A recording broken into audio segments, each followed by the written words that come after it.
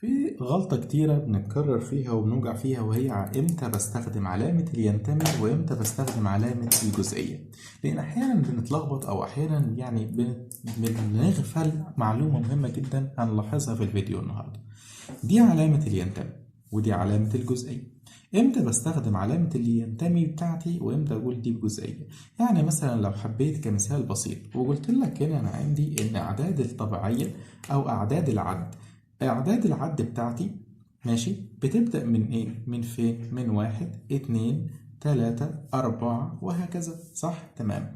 ممكن انا اقول لك ان الواحد ده بالنسبة لأعداد العد، الواحد ده بالنسبة لأعداد العد ينتمي ليهم ولا جزء منهم؟ صح كده؟ هو هنا السؤال. هنا دلوقتي أستخدم علامة الينتمي ولا أستخدم علامة الجزئية؟ لأن أحيانا بتلخبط، بقول والله الواحد فعلا جوه المجموعة، يعني ينتمي ليها، صح؟ زي بالظبط كده فريق الكورة، كل لاعب فيها بينتمي للفريق بتاعه، صح؟ طب ينفع أقول جزء من الفريق؟ ليه مش هينفع أقول جزء وهقول ده ينتمي؟ يبقى هنا لازم أستخدم علامة ينتمي، وهنفهم ليه. هفهم ليه ده لازم هنا أستخدم علامة الينتمي، لأنه ده عنصر.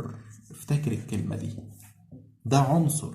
لما بقارن عنصر واحد، عنصر مش مجموعة، عنصر مع مجموعة، بستخدم علامة الينتمي.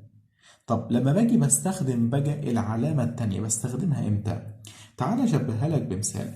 لو قلت لك هنا معايا رغيف، والرغيف ده قسمته لثلاث أجزاء، يبقى ادي جزء، ادي جزء، وادي التاني، وادي التالت.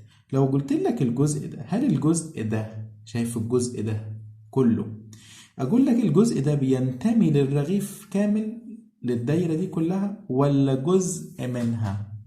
الحتة دي كلها ينفع أقول لك دي تنتمي للرغيف أو للعدد المكتمل ده أو الوحدة دي بالكامل، ولا هتقول لي والله الحتة دي جزء منها؟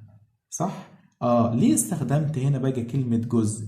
لأن دي تمثل لي مش عنصر، دي تمثل لي مجموعة. يبقى لما باجي بقارن مجموعة مع مجموعة تاني بستخدم الجزئية. يبقى علامة الجزء دي لما باجي بقارن مجموعة مع مجموعة. طب ادينا مثال، تعال نشوف مثال بسيط جدا. أنا هنا أعداد العد بتبدأ من 1 2 3 4 5، وأنا عارف إن الأعداد الصحيحة بتاخد الأعداد الموجبة والأعداد السالبة، يعني أكبر. يعني ممكن أقول لك إن أعداد العد دي بالنسبة للأعداد الصحيحة، مجموعة أعداد العد بالنسبة للأعداد الصحيحة تنتمي ولا جزء من الأعداد الصحيحة؟ طبعا جزء. طب ليه أنا مش هستخدم علامة ينتمي؟ لأن دي طبعا معروفة اسمها مجموعة. يبقى دي بقارن بين مين وبين؟ بقارن مجموعة مع مين؟ مع مجموعة برضو. يبقى لما اجي اقارن مجموعة مع مجموعة بستخدم علامة الجزئية، لكن لما باجي بقارن عنصر مع مجموعة بستخدم علامة الينتمي. لأن أحيانا كتير بنحسها منطقية.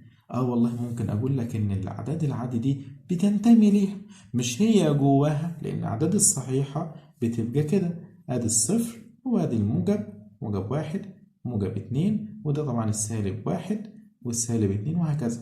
فدول هم دول أهم، صح كده؟ ما عدا الصفر طبعا. فهتقول لي والله يبقى دول خلاص موجودين هنا، يبقى دي تنتمي ليها. لا يا حبيبي، ده مش عنصر، دي مجموعة. وطالما قارنت مجموعة مع مجموعة زي ما اديت لك في المثال ده، يبقى ما استخدمش علامة ينتمي، استخدم علامة جزئية، ان المجموعة دي جزء من المجموعة دي. طب امتى استخدم العناصر؟ امتى استخدم ينتمي مع العناصر؟ لما اجي اقول لك مثلا ان الاربعة، او مثلا اقول لك ان السالب 2 ده بينتمي للاعداد الصحيحة، صح كده؟